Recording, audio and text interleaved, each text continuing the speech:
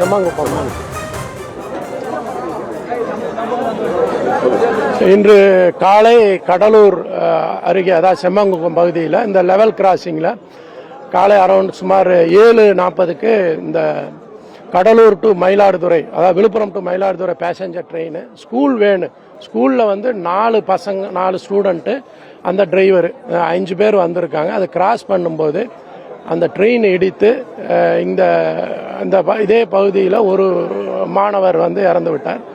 மற்ற 3 மாணவர்களும் அந்த டிரைவரும் வந்து ஹாஸ்பிட்டலுக்கு கொண்டு போயிருக்காங்க. அவங்க அங்கே கடலூர் ஜிஹெச்சில் வந்து